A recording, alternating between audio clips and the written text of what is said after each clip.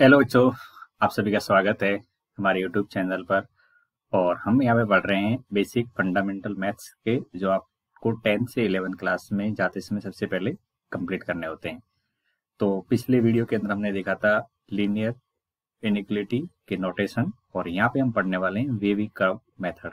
अब wavy curve method कब लगाते हैं, ये क्या है, और ये कैसे कैसे क्वेश्चन में अप्लाई होता है, उनके बारे में सारी बातें इस वीडियो लेक्चर के अंदर होने वाली है। तो अच्छे से समझिए मेरे साथ में, और देखिए ये चैप्टर भी कितना इंटरेस्टिंग हो सकता है यदि हमें अच्छे से बेसिक फंडामेंटल क्लियर है तो। सबसे पहले वेवी कर्व मेथड क्या होता है। तो बच्चों, जब कभी भी हमें दो फैक्टर का मल्टीप्लीकेशन एक इनइक्वलिटी के फॉर्म में दे रखा होता है, यानी दो गुणनखंड दे रखे हो और उनके साथ में कोई भी समीकरण लगा रखी हो। उदाहरण के लिए मैं यहाँ पे लिख लेता हूँ कि यदि हमें ऐसा दे रखा है कि x-1 और x-2 और कुछ ऐसा लिखा है, तो ऐसी स्थिति में हम क्या बोलते हैं, इसको सोल्व करने का जो हमारे पास मेथड होता है उसको बोलते हैं वेवी कर्व मेथड। ठीक है। तो पहली बात तो ये समझ में आना चाहिए कि ये एक असमीका है, और इस असमीका को संतुष्ट करने वाले x के कई सारे मान हो सकते हैं। उन सभी मानों को ज्ञात करने का जो एक मेथड होता है उसको ही बोलते हैं वेवी कर्व मेथड। अब यहाँ पे दो गुणनखंड हैं x-1 और x-2। तो ये दोनों मल्टीप्लिकेशन फॉर्म में हो सकते हैं, डिवाइड फॉर्म में हो सकते हैं, या दो से ज्यादा भी गुणनखंड हो सकते हैं। तो ऐसी स्थिति के क्वेश्चन को सॉल्व करने का जो मेथड है वो यहाँ पे हम डिस्कस करने वाले हैं। ठीक है। तो अच्छे से समझिए कि ये बेसिक कैसे काम करता है, इसका फंडामेंटल कॉन्सेप्ट क्या है। और एक बार अगर ये आपको समझ में आ जाता है तो फिर आप इसके क्वेश्चन बहुत आसानी से और इजी तरीके से कर सकते हो। ठीक है। तो सबसे पहले केस समझ दें कि यदि हमें दो गुणनखंड दे रखे हैं, एक दे रखा है x-a और सेकंड x-b, और इन दोनों का मल्टीप्लीकेशन अगर 0 से ज्यादा है, तो ऐसी स्थिति में इसको कैसे समझते हैं और कैसे इसके सॉल्यूशन निकालते हैं उसको मैं समझाता हूँ। तो बच्चों, सबसे पहले क्या होता है, इसको सॉल्व करने का स्टेप फर्स्ट होता है। स्टेप फर्स्ट के अंदर क्या करते हैं, इसको एक इक्वेशन का फॉर्म देते हैं। तो इक्वेशन का फॉर्म देंगे तो x-a और x-b और इक्वल टू 0। अब यहाँ से इसको 0 के इक्वल टू करोगे तो यहाँ से एक तो आ जाएगा x-a बराबर 0, और सेकेंड आ जाएगा x-b बराबर 0। और यहाँ से देखेंगे तो एक आ जाएगी x की वैल्यू a और x की वैल्यू b। अब ये दोनों वैल्यू मिल गई जिसके अंदर हमने मान के लिया है कि a वैल्यू b से कम है। न्यूमेरिकली a की वैल्यू लेस है और b की वैल्यू ग्रेटर है। तो अब आपको क्या करना है, यहाँ पे एक संख्या रेखा बना लेनी है, और इस संख्या रेखा के अकॉर्डिंग, ठीक है, पहले क्या करना है, इस संख्या रेखा बना लेनी है और इस संख्या रेखा के ऊपर इन नंबर को रिप्रेजेंट कर लेना है। ठीक है। तो ये ए और यहाँ पे आ जाएगा बी। जैसे मैं इनको यहाँ पे लिखूंगा तो मेरे पास में इसके तीन रीजन बन जाएंगे। कितने रीजन बन जाएंगे, तीन संख्या रेखा के पार्ट हो जाएंगे, क्योंकि दो नंबर है तो पार्टीशन कितने बन जाएंगे, तीन भाग। एक बी से ज्यादा वाला, एक ए और बी के बीच वाला, और एक बी ए से कम वाला पार्ट बन जाएगा। ठीक है। अब बच्चों आगे क्या करते हैं, अब आपको समझना है कि अगर मैंने कहीं यहाँ का कोई नंबर लिया है, लेट से यहाँ का कोई एक्स लिया है, ठीक है, यहाँ का कोई एक्स लिया है, तो इस कंडीशन में यहाँ पे क्या क्या हो सकता है कि जब मैं यहाँ पे रखूंगा, ठीक है, तो x-a और x-b अगर कोई नंबर रखेंगे, b से ज्यादा वाला नंबर x का रखते हैं, तो यहाँ पे रखने पे यहाँ पे पॉसिबिलिटी क्या बन जाएगी कि ये वाला पार्ट भी x-a, मैं यहाँ पे फैक्टर के फॉर्म में लिख रहा हूँ, तो x-a और x-b के बारे में बताइए। अगर मैंने इस रीजन का नंबर लिया है, यहाँ का कोई नंबर लिया है बी से ज्यादा वाला नंबर, तो इस कंडीशन में ये दोनों ही नंबर क्या होंगे, पॉजिटिव होंगे। अगर मैंने यहाँ का कोई नंबर लिया है तो क्या होगा, ए और बी के बीच में कोई नंबर लिया है, तो इस कंडीशन में ये वाला पार्ट तो पॉजिटिव रहेगा और ये नेगेटिव रहेगा, क्योंकि ए से ज्यादा रखेंगे, तो ए से ज्यादा रखेंगे तो ए से ज्यादा कोई वैल्यू -a पॉजिटिव रहने वाला है, और यहाँ पे रखेंगे तो बी तो उससे ज्यादा है, आगे वाली वैल्यू है, तो इसलिए क्या आएगा प्लस, और ये माइनस आ जाएगा। और अगर मैंने कोई यहाँ का नंबर लिया है, इस जगह का नंबर लिया है जो कि ए से पीछे साइड में, तो इस कंडीशन में दोनों क्या आ जाएंगे, माइनस आ जाएंगे। क्या आपको ये बात समझ में आई? मैंने क्या बोला कि अगर मैं संख्या रेखा पे दोनों नंबर रख लेता हूँ तो मेरे पास में तीन रीजन बन जाएंगे। अब इन तीनों रीजन में से कोई भी एक रेंडम नंबर उठाते हैं, जैसे बी से ज्यादा एक नंबर उठाया और उस नंबर को मैंने x-a की जगह रख के वैल्यू चेक करी, तो क्या आएगी, पॉजिटिव वैल्यू आएगी, और x-b की वैल्यू भी क्या आएगी, पॉजिटिव आएगी। ये बात आपको समझ में आ गई होगी। ऐसे ही अगर ए और बी के बीच में नंबर लोगे तो एक प्लस और एक माइनस आ जाएगा, और ए से कम लेंगे तो ये दोनों माइनस माइनस आ जाएंगी। यहाँ तक की बात समझ में आ गई होगी आपकी। अगर ऐसा है तो उसका मल्टीप्लीकेशन क्या होगा, मल्टीप्लीकेशन, क्योंकि ये दोनों मल्टीप्लीकेशन में, मल्टीप्लीकेशन, तो मल्टीप्लीकेशन के अंदर क्या होंगे, हम जानते हैं कि अगर दोनों नंबर पॉजिटिव है तो उनका मल्टीप्लीकेशन भी पॉजिटिव आता है, और एक प्लस और एक माइनस है तो ये माइनस में आएगा, और दोनों माइनस है तो फिर से क्या आ जाएगा, प्लस आ जाएगा। तो इसलिए क्या करते हैं, ये संख्या रेखा बना दी है, और इस संख्या रेखा के बनाने के बाद में, एक मिनट इसको मैं थोड़ा सा, ये बार बार हट रहा है, ठीक है। तो अगर ये पॉजिटिव मतलब इस साइड में आ जाता है तो मुझे क्या करना है कि अगर मेरे पास में कोई भी नंबर इस साइड का है तो इसमें ओवरऑल मल्टीप्लिकेशन क्या आएगा, पॉजिटिव आएगा। तो यहाँ पे प्लस लिखते हैं, और यहाँ पे माइनस लिख लेते हैं, और यहाँ पे क्या लिख लेते हैं, प्लस लिख लेते हैं। तो ये साइन कन्वेंशन आपको यहाँ से समझ में आ गई होंगी मैंने कैसे लिखेंगे। ये प्लस वाला साइन है जिसके अंदर क्या थी, हमारा एक्स का वैल्यू बी से ज्यादा था। इसमें क्या था, एक्स की वैल्यू बी और ए के बीच में ली थी हमने, ठीक है। और इस केस में एक्स की वैल्यू क्या ली थी, ए से कम ली थी। तो बच्चों एक्स की वैल्यू अगर बी से ज्यादा है तो इस केस में दोनों पॉजिटिव थे, और पॉजिटिव है तो उसका मल्टीप्लिकेशन भी क्या आएगा, प्लस है। तो इस प्लस को हमने यहाँ रख दिया, ठीक है। अब अगर एक्स की वैल्यू ए और बी के बीच में है तो इसमें दोनों, एक प्लस और एक माइनस में, तो उसका मल्टीप्लिकेशन क्या आ जाएगा, माइनस। तो इस माइनस को यहाँ रख लेते हैं, ठीक है। ये एक मेथड है, एक बार आप इस मेथड को समझ लो, फिर आप इसका शॉर्टकट के अंदर अप्लाई कर लोगे। ये सारी बातें हमें लिखने की जरूरत नहीं है बार बार, बस एक बार समझ लेते हैं, पहली बार है। अगर एक्स की वैल्यू ए से कम है तो इस केस में क्या होगा, इस केस में ये होगा कि दोनों नेगेटिव है तो मल्टीप्लिकेशन पॉजिटिव हो जाएगा। तो ये वाला जो पॉजिटिव साइन है उसको यहाँ रख लेना है, ठीक है। तो अब इस तरह से रखने के बाद में आपको ये पता लग गया कि ये पॉजिटिव नेगेटिव फिर पॉजिटिव साइन आ गया। तो हमें क्वेश्चन के अंदर क्या पूछा गया है, क्वेश्चन के आंसर पूछा गया है बच्चों कि greater than equal to zero, और greater than equal to zero में ये प्लस वाला केस लेना है। तो इसका सॉल्यूशन क्या हो जाएगा बच्चों, इसका सॉल्यूशन हो जाएगा एक्स बिलोंग टू यहाँ पे माइनस इनफाइनाइट से ए, और फिर यूनियन बी से इनफाइनाइट हो जाएगा। अब इसमें इक्वल टू का साइन भी है इसलिए यहाँ पे बड़ा कोष्टक लगाना है, और इधर भी ये वाला साइन भी क्या आएगा, बड़ा कोष्टक में आएगा। तो यहाँ पे ए और इधर से बड़ा कोष्टक लगेगा, ठीक है। तो इस तरह से एसमीका को हम सॉल्व कर सकते हैं। अब आपको ध्यान देना है कि हमने क्या क्या किया है इस क्वेश्चन के अंदर, ताकि आप आसानी से क्वेश्चन को लैंग्वेज के अंदर अगर कुछ ऐसा दे रखा है तो उसको डायरेक्टली वेविकर्व मेथड से सॉल्व कर सकें। तो बच्चों ये वाला स्टेप जो लिखा है ये करने की जरूरत नहीं है, इस बॉक्स के अंदर जो कुछ लिखा है इसको आपको हर बार क्वेश्चन में करने की जरूरत नहीं है। आपको सीधा सीधा क्या करना है, यहाँ पे ए और बी की वैल्यू फाइंड आउट करनी है, इसको सीधा संख्या रेखा पे रखना है, और रखने के बाद में यहाँ पे बस साइन लगा देने, प्लस माइनस और प्लस। अब ये प्लस माइनस प्लस क्या हमेशा ही आएंगे या नहीं आएंगे, इसके लिए आपको क्या करना पड़ेगा, कोई रैंडम नंबर लेके यहाँ पे पुट करना पड़ेगा इस जगह पे। अगर रैंडम नंबर लेके यहाँ पुट करोगे तो पता लग जाएगा कि वैल्यू पॉजिटिव आ रही है या नेगेटिव आ रही है। अगर पॉजिटिव आ रही है तो प्लस लिखना है, नेगेटिव आ रही है तो माइनस लिखना है। एक बार ये पता लग जाता है तो फिर अल्टरनेट चेंज करते जाना है, यहाँ पे प्लस फिर माइनस फिर प्लस, इस तरह से इसको रिपीट करते हैं, ठीक है। अब मान के चलो आप कहोगे कि सर ऐसा नहीं होगा, ऐसा पूछ लिए जाएंगे तो क्या करना है। अगर मैं कहूँ आपसे कि क्वेश्चन के अंदर आपको ये दे रखा है कि x माइनस ए और फिर x माइनस बी और इसमें लेस देन जीरो दे रखा है, तो भी सॉल्विंग मेथड तो यही रहेगा, बस लास्ट में सॉल्यूशन में ये लेस देन जीरो का मतलब होता है नेगेटिव साइन वाला लेंगे। अगर ग्रेटर देन जीरो है तो आपको ये, अच्छा ये जो लिखा गया इसी को बोलते हैं वेविकर्व, ये जो मैंने लिखा है इसी को बोलते हैं, ये जो बॉक्स के अंदर लिखा है इसको क्या बोलते हैं, इसको वेविकर्व बोला जाता है, ठीक है। और आपको बस वेविकर्व बनाना है, उसके बाद में ग्रेटर देन जीरो है तो प्लस वाला पार्ट लेना है, लेस देन जीरो है तो माइनस वाला पार्ट लेना है, ठीक है। तो ये दो अगर फैक्टर दे रखे तो उसमें भी लागू होता है, और ऐसे अगर तीन आ जाए तो भी ये लागू होता है। लेकिन इससे पहले आपको समझना है कि अगर मल्टीप्लाई की जगह अगर डिवाइड में आ जाए, किसमें आ जाए, डिवाइड में, तो भी ये सेम लॉजिक अप्लाई होगा। अगर डिवाइड में आ जाए तो भी यही सेम लॉजिक अप्लाई होगा। सबसे पहले क्या करेंगे, स्टेप फर्स्ट के अंदर हम एक्स की वैल्यू निकालेंगे स्टेप फर्स्ट में, और जो एक्स की वैल्यू निकालते हैं इसको मैं यहाँ पे एक नाम दे रहा हूँ, इसको क्या बोलेंगे, क्रिटिकल पॉइंट।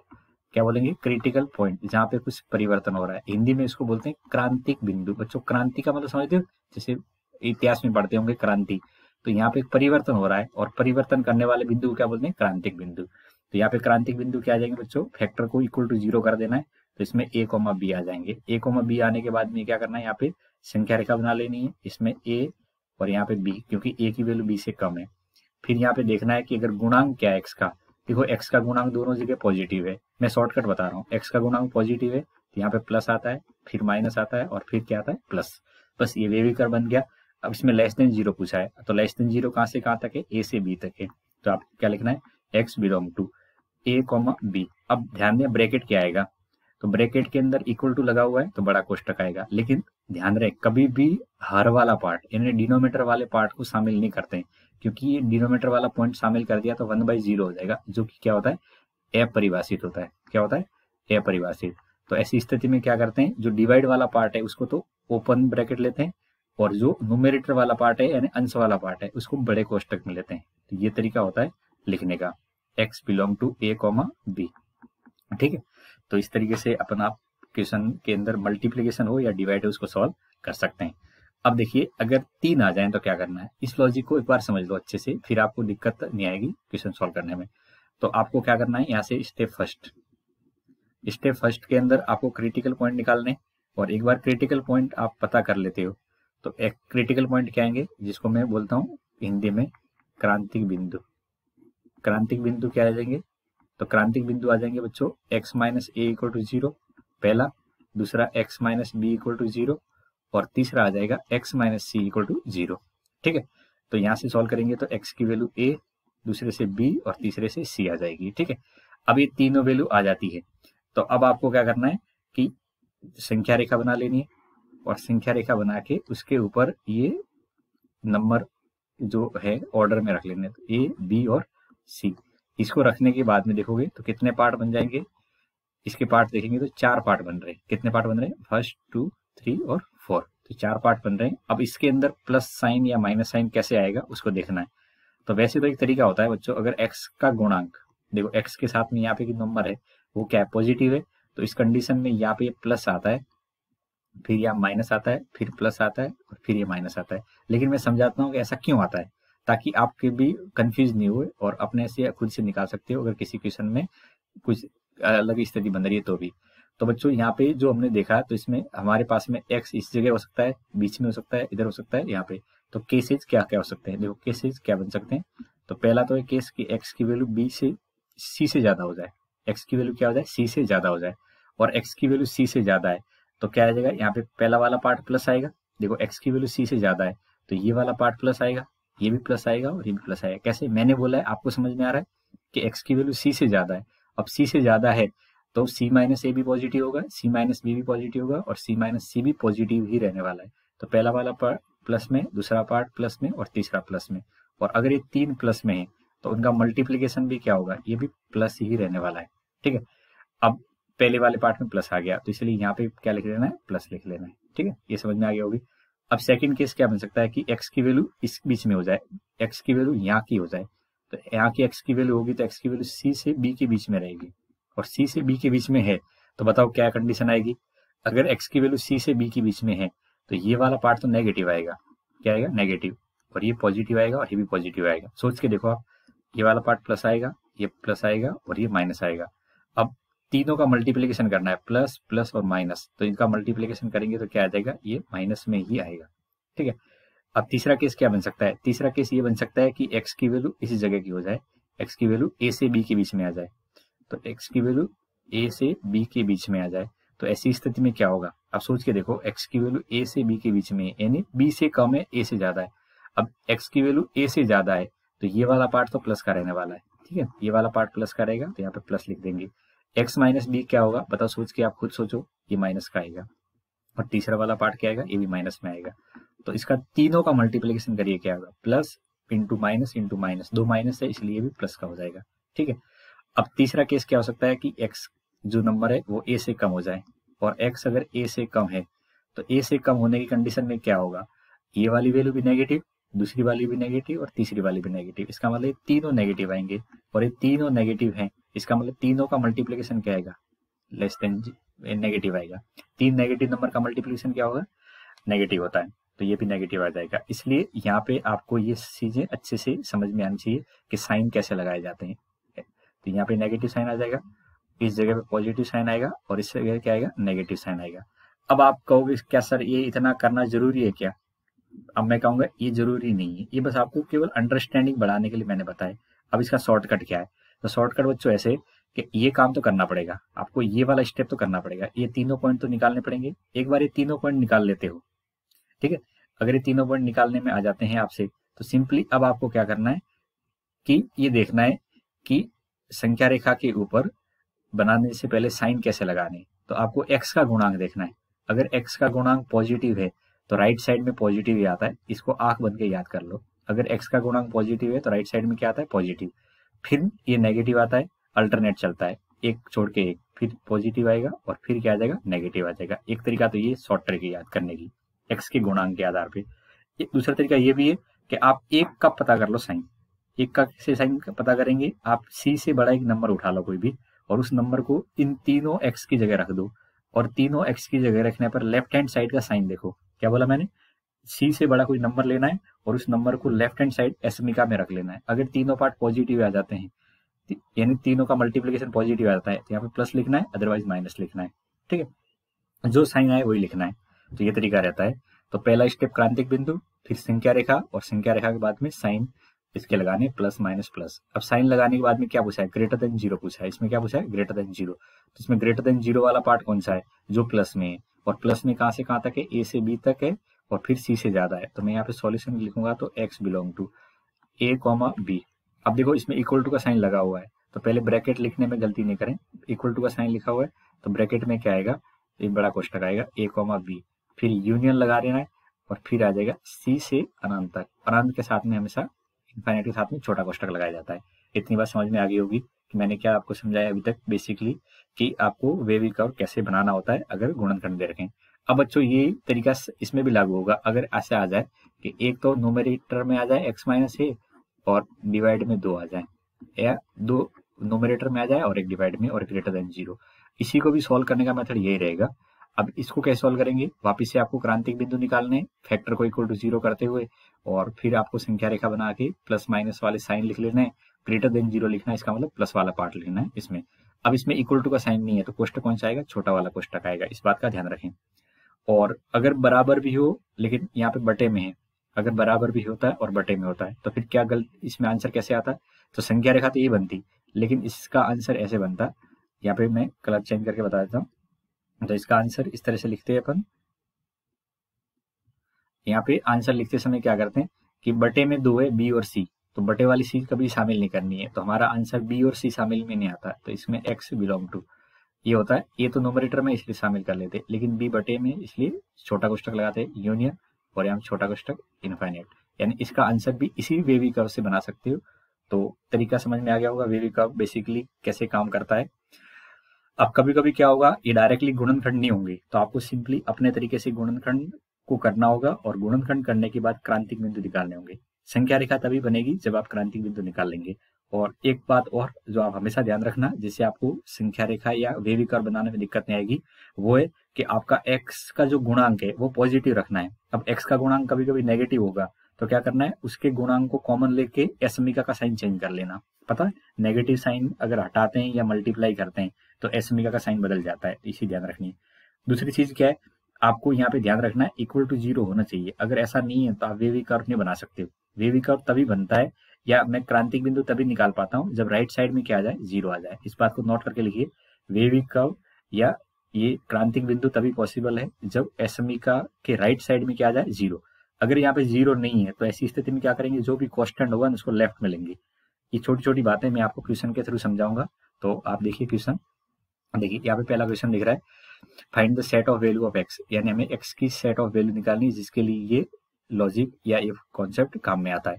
तो क्या बताया था, स्टेप फर्स्ट के अंदर क्या करना है, आपको क्रांतिक बिंदु निकालने हैं। ठीक है, क्रांतिक बिंदु को हिंदी में इंग्लिश में क्रिटिकल बिंदु बोलते हैं।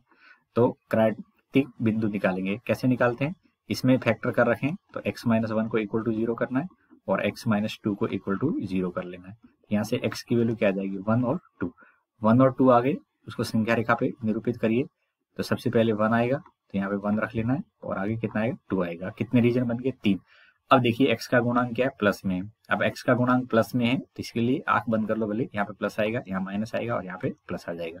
साइन लिखने में आगे, अब साइन लिखने में आगे तो हमें क्या चाहिए, greater than equal to zero चाहिए। अब ग्रेटर देन जीरो का मतलब प्लस वाला पार्ट चाहिए। कौन सा वाला पार्ट चाहिए, प्लस वाला। तो हमारा आंसर क्या हो जाएगा, इसका आंसर हो जाएगा x बिलोंग टू, प्लस वाला पार्ट कहां से कहां तक है, इससे पीछे साइड में, तो ये हो जाएगा माइनस अनंत से लेके 1 तक और बड़ा कोष्ठक यूनियन, और यहाँ पे लिखेंगे तो 2 से लेके अनंत तक। ठीक है, ये इसका आंसर है, x बिलोंग टू माइनस अनंत से 1 यूनियन 2 से अनंत तक इस क्वेश्चन का आंसर हो जाएगा। ठीक है, तो बस यही वेविक और मेथड है, बहुत ही इंटरेस्टिंग और आसान है अगर एक बार आपको इसकी अंडरस्टैंडिंग हो जाती है तो। Let's move to next question.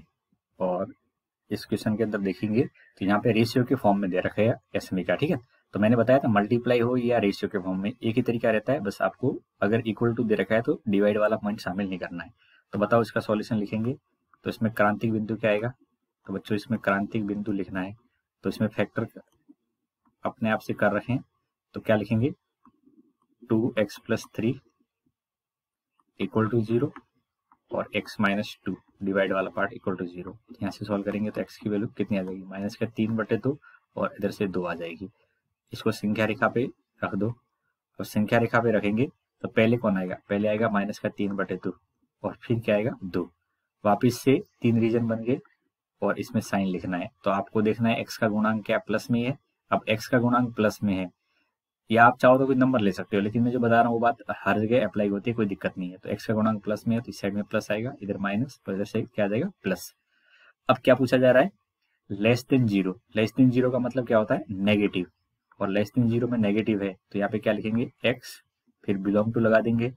अब नेगेटिव कहाँ से कहाँ तक है, -3/2 से लेके 2 तक है, तो यहाँ पे -3/2 लिखना है और इधर से 2 लिख लेना है। अब इंपॉर्टेंट बात है कि इसमें कोष्टक कैसे लगाएंगे, तो मैंने बोला बराबर है तो बड़ा कोष्टक आता है, लेकिन बटे वाली जो वैल्यू है वो कभी शामिल नहीं होती है। बटे में कौन है 2, तो 2 शामिल नहीं होगा, लेकिन यहाँ पे ये नंबर शामिल हो जाएगा, तो ये इसका आंसर हो जाएगा। ठीक है, अब देखिए कितना आसान है, आप अच्छे से आप समझ पा रहे होंगे मेरे साथ साथ में जो मैं लॉजिकली आपको समझाने की कोशिश कर रहा हूँ। अब देखिए यहाँ पे ये तीसरा वाला क्वेश्चन, इसके अंदर आपको देख रहे होंगे तो 3 फैक्टर हैं, 1, 2 और 3। लेस देन 0 वाला पार्ट चाहिए, पूरी तरह से अच्छे से सॉल्व कर रखे हैं, इसमें कोई दिक्कत तो है नहीं। तो ऐसी स्थिति में क्या करना है आपको, बस क्वेश्चन के अंदर क्रांतिक बिंदु निकाल लेने। अब क्रांतिक बिंदु निकालेंगे, ठीक है, तो क्रांतिक बिंदु निकालेंगे तो क्या आएगा, तो क्रांतिक बिंदु पहले वाले पार्ट को 0 के इक्वल टू करो तो x-1 0, दूसरा वाला पार्ट है इसको 0 के बराबर करो तो 3x-2 0, और तीसरा वाला पार्ट है इसको 0 कर दो तो x+3 इक्वल टू 0। अब यहाँ से देखो x की वैल्यू क्या आ जाएगी 1, दूसरे वाले से 2/3 और तीसरे वाले से -3। संख्या रेखा बना लेते हैं। संख्या रेखा के ऊपर सबसे पहले क्या आएगा, सबसे पहले आएगा -3, फिर 1 या 2/3, तो फिर आएगा 2/3, ये क्यों 1 से कम है, और फिर ये 1 आ जाएगा। ठीक है, अब गुणांक में कोई दिक्कत है नहीं, अब गुणांक में कोई दिक्कत नहीं है तो आपको भी यहाँ पे लिखने में कोई दिक्कत नहीं होनी चाहिए। यहाँ पे प्लस, फिर माइनस, फिर प्लस, फिर माइनस, फेविकर हमारा तैयार हो गया। अब क्या पूछा जा रहा है, लेस देन 0 पूछ रहे हैं। लेस देन 0 का मतलब क्या होता है, 0 से कम है, नेगेटिव साइन वाली वैल्यू लेनी है। तो नेगेटिव साइन एक तो यहाँ पे और एक इस जगह पे, तो इनको लेना है। तो क्या लिखूंगा मैं, x बिलोंग टू, पता हो इसको क्या लिखेंगे, तो इसको लिखेंगे माइनस अनंत। क्या लिखेंगे, माइनस अनंत से लेके -3 तक। अब कोष्टक बताओ बड़ा कि छोटा, तो -3 के साथ में छोटा कोष्टक आएगा क्योंकि ये डिवाइड में है। -3 यहाँ से मिला है तो ये तो डिवाइड में है, और डिवाइड वाला नंबर कभी शामिल होता नहीं है, तो इसमें छोटा कोष्टक लगाएंगे, फिर यूनियन लगा देंगे। फिर क्या आएगा आपको, -2/3 से 1 तक, तो यहाँ पे लिखना है 2/3 से 1। 2/3 के साथ छोटा कोष्टक क्यों लगाया, क्योंकि ये भी बटे वाली चीज से यानी हर वाले पार्ट से मिला है, और 1 अंश में इसलिए इसको शामिल कर देंगे। ठीक है, तो आपको ये तीनों क्वेश्चन से बेसिक अंडरस्टैंडिंग तो आ गई होगी कि लॉजिकली हम वेवी कर्व के अंदर क्या क्या लॉजिक अप्लाई करके चलते हैं। ठीक है, अब देखो ऐसा कभी आ जाए तो क्या करना है, तो मैंने आपको नोट करके लाइन लिखने के लिए बोली थी कि अगर इक्वल टू 0 नहीं है तो आप क्रांतिक बिंदु नहीं निकाल सकते हो। ऐसा नहीं है कि 2x+3 को 0 कर दें, x+2 को 0 कर दें, और आप क्रॉस मल्टीप्लाई भी नहीं कर सकते हैं। इसमें आपको नोट करके 2 बात लिखनी है, क्रॉस मल्टीप्लीकेशन अलाउ नहीं है। ठीक है, क्रॉस मल्टीप्लीकेशन अलाउ नहीं है, आपको ध्यान रखना है, क्योंकि आपको ये पता नहीं है कि नेगेटिव वैल्यू है कि पॉजिटिव वैल्यू, क्योंकि ये तो चर राशि है, x है। अब x क्रॉस मल्टीप्लाई करेंगे तो हो सकता है नेगेटिव है, और नेगेटिव में तो ऐसे में बदल जाती है, हो सकता है पॉजिटिव है, तो पॉजिटिव में कोई फर्क नहीं पड़ता है। तो आपको नहीं पता है कि ये पॉजिटिव वाली वैल्यू है कि नेगेटिव वाली वैल्यू है, इसलिए क्रॉस मल्टीप्लीकेशन अलाउ नहीं है। ध्यान रखना इस बात को, वेरी वेरी इंपॉर्टेंट करके मान लेना, अलाउ नहीं है। और सेकंड चीज है कि अगर राइट साइड में 0 नहीं है, राइट साइड में 0 नहीं है तो क्रांतिक बिंदु नहीं निकालेंगे। अभी तो कुछ चेंज करना पड़ेगा, क्रांतिक बिंदु नहीं निकालेंगे। पहले क्या करना है, आपको उसको चेंज करना है। तो चेंज कैसे करते हैं ये सबसे इंपॉर्टेंट है, लॉजिकली समझना। तो यहाँ पे क्या लिखना है, 2x+3 लिख दिया मैंने, नीचे x+2 लिख दिया, और इसमें ये 1 को क्या करना है, क्रॉस मल्टीप्लाई मना कर दिया, और क्रांतिक बिंदु में इक्वल टू 0 भी नहीं रख सकते, तो आपको इसको लेफ्ट में लेना है, तो लेफ्ट से लेफ्ट में लेंगे तो ये ऐसा हो जाएगा, और इक्वल टू ग्रेटर देन 0 आ जाएगा। अब बताओ इतनी बात समझ में आ गई। अब आप क्या करोगे, एलसीएम ले सकते हो, तो 2x+3 प्लस x+2 और बटे में कितना आ जाएगा, x+2 आ जाएगा, और ग्रेटर देन 0। ये बात समझ में आ गई होगी। अब सिंप्लीफाई करिए, जैसे अपन अलजेब्रा में सिंप्लीफाई करते हैं, तो 3x और इधर से 5 हो जाएगा, और बटे में कितना आ जाएगा, x+2 आ जाएगा, और इधर क्या है, ग्रेटर देन 0। अब देखिए ये प्रॉपर फॉर्म हो गई, इक्वल टू राइट साइड में 0 आ गया है, तो आप क्रांतिक बिंदु निकाल सकते हो। तो थोड़ा सा चेंज क्वेश्चन में है, उसको भी आप अपने आप से एडजस्ट करके चलिए। तो क्रांतिक बिंदु निकालेंगे तो कितना आएगा, 3x+5 इक्वल टू 0, और यहाँ पे x+2 इक्वल टू 0। अब बताओ x की वैल्यू यहाँ से कितनी आ जाएगी, -5/3, और इधर से कितनी आ जाएगी, -2। इतना आ गया।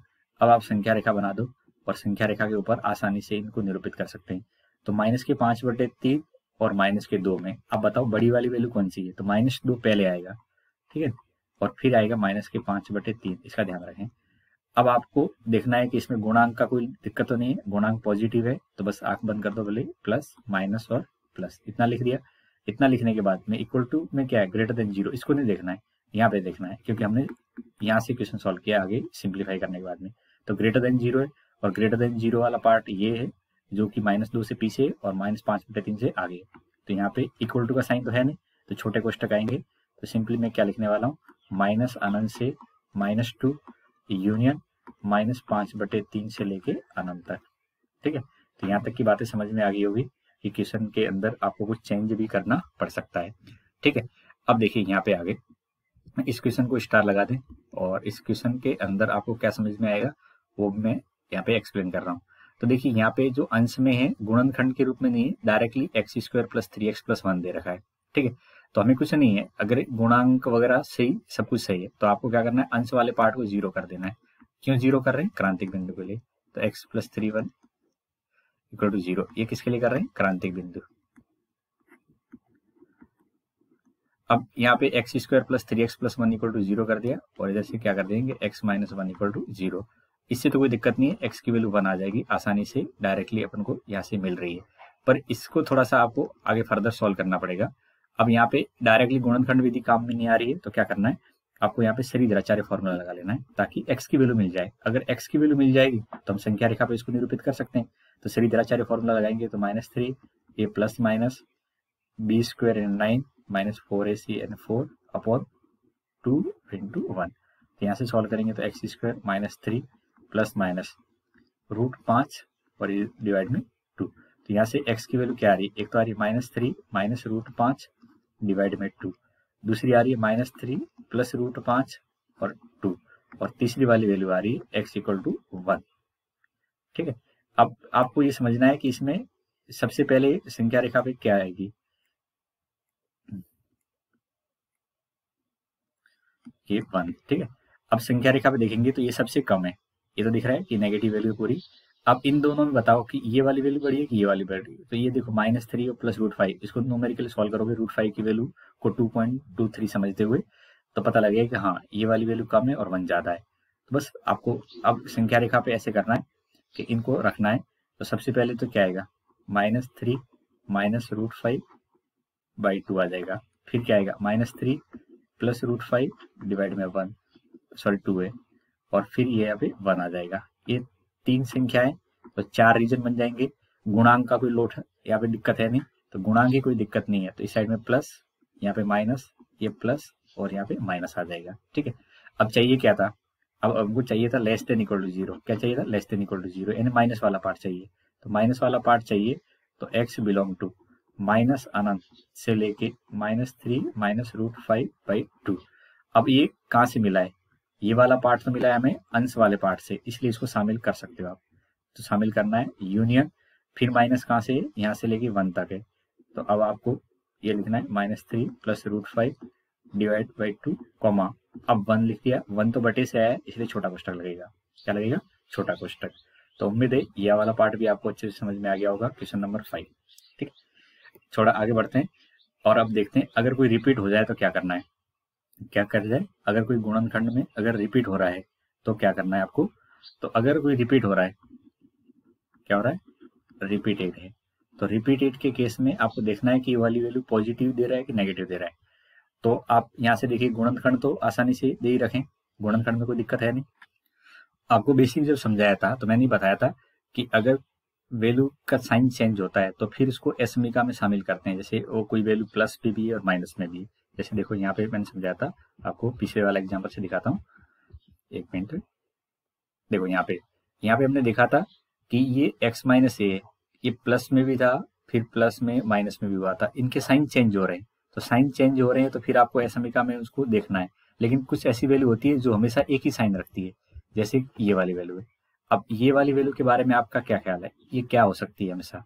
तो देखो x माइनस वन का वर्ग है, तो ये हम जानते हैं, पिछले वाले वीडियो में हमने देखा भी था कि x माइनस वन का जो वर्ग होता है वो हमेशा और हमेशा 0 से ज्यादा होता है, यानी क्या होता है, ये पॉजिटिव होता है। और पॉजिटिव नंबर को हमने देखा था एसमीका में मल्टीप्लाई करने में कोई फर्क नहीं पड़ता है। आपको जस्ट पिछले वाले वीडियो में मैंने सारी बात समझाई थी कि किसी का वर्ग हो तो वो हमेशा 0 या 0 से ज्यादा होता है, ठीक है। अब 0 या 0 से ज्यादा होता है तो वो कभी दिक्कत तो करेगा नहीं। हमें क्या चाहिए, लेस देन 0 वाला पार्ट चाहिए। तो लेस देन 0 के लिए ये तो पॉजिटिव ही है ऑलवेज, इससे फर्क नहीं पड़ेगा। तो हमारा क्वेश्चन सीधा सीधा क्या बन जाएगा, ये x प्लस 2 हो जाएगा और ये x माइनस 3 हो जाएगा। मतलब क्वेश्चन रिड्यूस हो गया, छोटा बन गया क्वेश्चन। पॉजिटिव वाला पार्ट था उसको हटा देना, ठीक है। तो हटाने से ये क्वेश्चन आसान से ऐसा बन गया x plus 2 x minus 3 less than 0, ठीक है।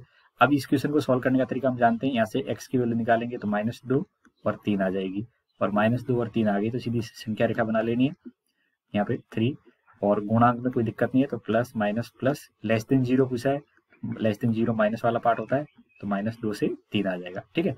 तो ये वाला पार्ट आपको समझ में आ गया होगा कि अगर किसी संख्या का वर्ग दे रखा है और गुणनखंड है तो उसमें क्रांतिक बिंदु उसका निकलेगा, उसको लेने की जरूरत नहीं है अगर इसमें इक्वल टू का साइन नहीं है तो, ठीक है। लेकिन इक्वल टू का साइन हो तो फिर लेना पड़ता है, तो उसको कैसे लेते हैं वो मैं नेक्स्ट एग्जाम्पल में समझाता हूँ। तो ये वर्ग वाला पार्ट का क्रांतिक बिंदु क्यों नहीं लिया, समझ में आ गया होगा, क्योंकि ये ऑलवेज पॉजिटिव है और पॉजिटिव नंबर है तो मैं एसमीका के साथ में उसको हटा भी सकता हूँ, क्योंकि इक्वल टू राइट साइड में 0 है, इसलिए हटा दिया उसको, ठीक है। लेकिन अगर ऐसा आ जाए, अब इसमें क्या करना होता है उसको समझिए अच्छे से, ठीक है। अब देखो इस क्वेश्चन के अंदर आप देखोगे तो x प्लस 1 का होल स्क्वायर अपन में x प्लस 2 और 3x minus 2 greater than equal to 0 दे रखा है, ठीक है। इसमें इक्वल टू है, अब इक्वल टू है तो ये इक्वल टू 0 बन सकता है, तो इसलिए आपको थोड़ा सा इसका ध्यान रखना पड़ेगा। तो मैं अभी क्या कहूँगा कि ये x प्लस 1 है, एक मिनट थोड़ा सा मैं पेन का साइन चेंज कर लेता हूँ, कलर चेंज कर लेते हैं। हाँ, अब देखिए यहाँ पे ये x प्लस 1 है, ठीक है।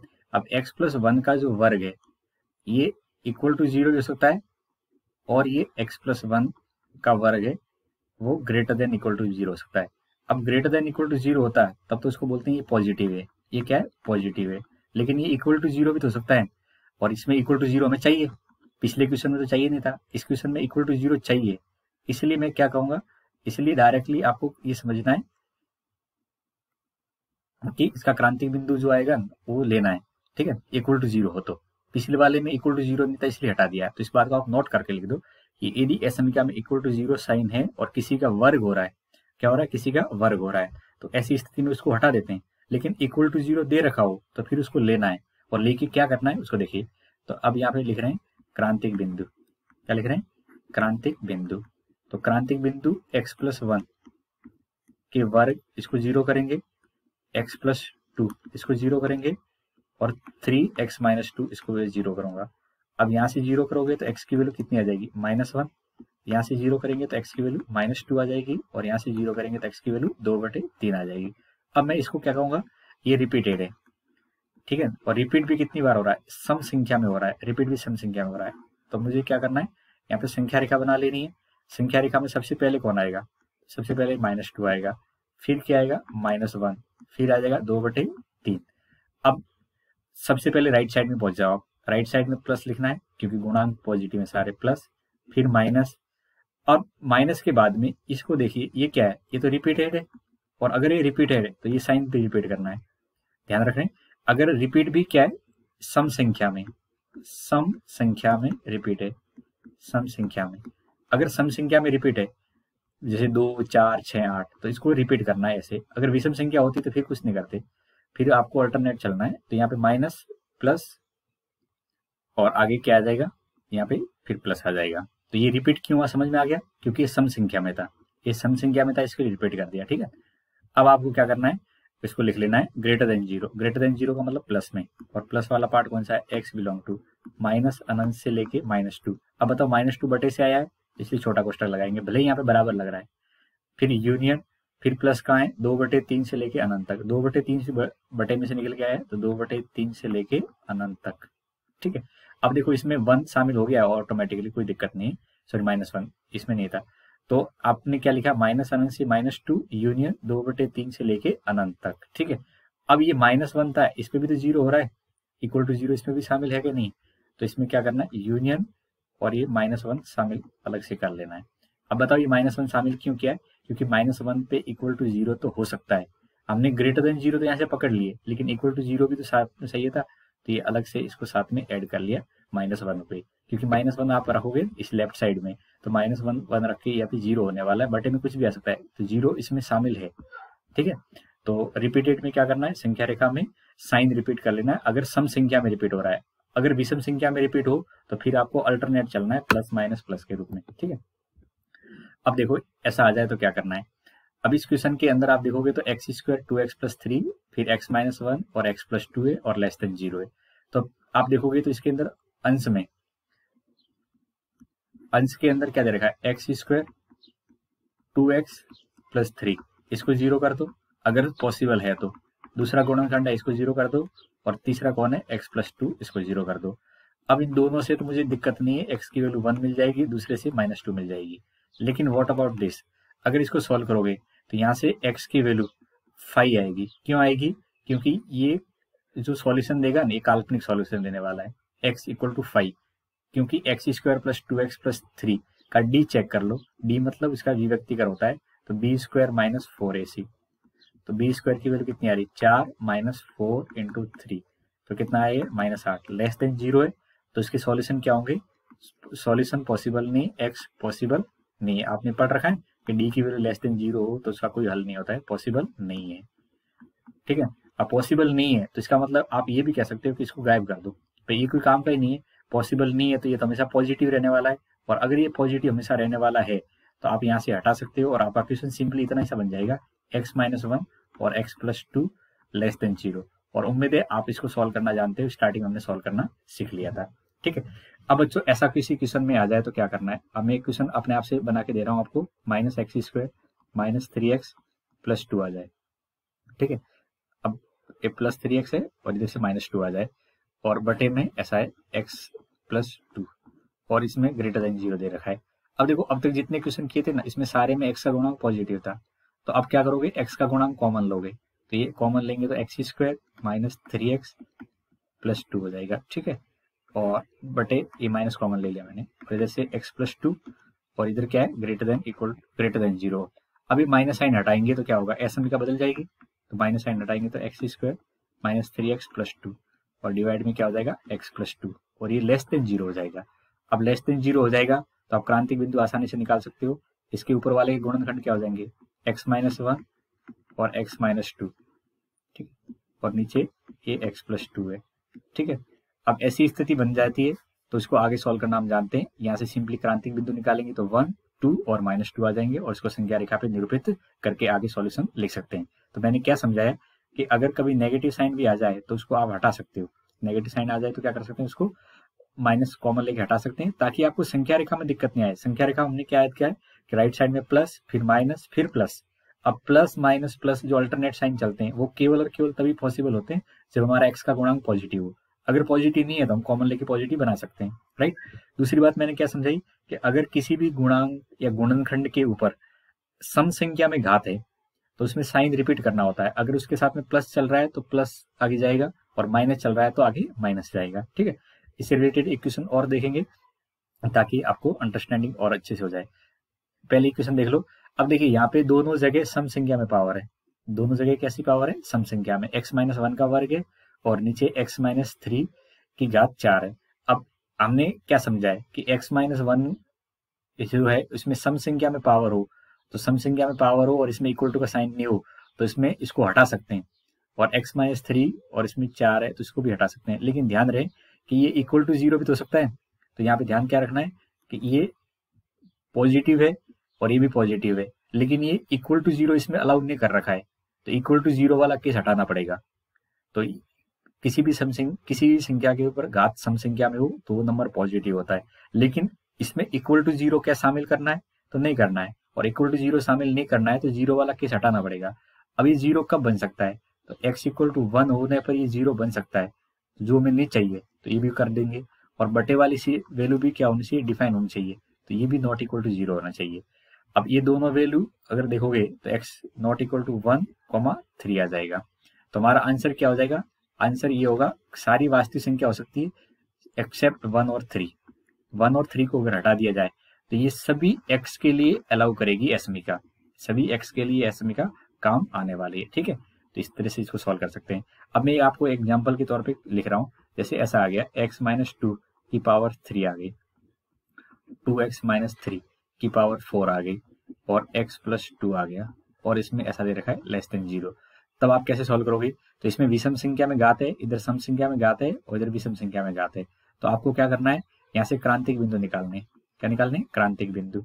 अब क्रांतिक बिंदु निकालेंगे तो x इक्वल टू 2 यहाँ से आ जाएगा, इधर से 3/2 आ जाएगा और इधर से -2 आ जाएगा।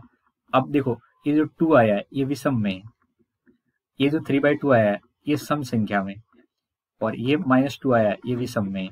अब आपको क्या करना है, सम विषम का कॉन्सेप्ट समझने यहाँ से आ जाएगा, ध्यान रखना है। तो पहले तो इसको रख लो संख्या रेखा के ऊपर, सबसे पहले आएगा -2, फिर आएगा 3/2 और फिर आ जाएगा 2। अब आपको क्या करना है, गुणांक के अकॉर्डिंग सोचना है कि राइट साइड में क्या आएगा। तो गुणांक के अंदर x का गुणांक तो पॉजिटिव है तो इधर तो प्लस आएगा, आंख बंद कर लो भले।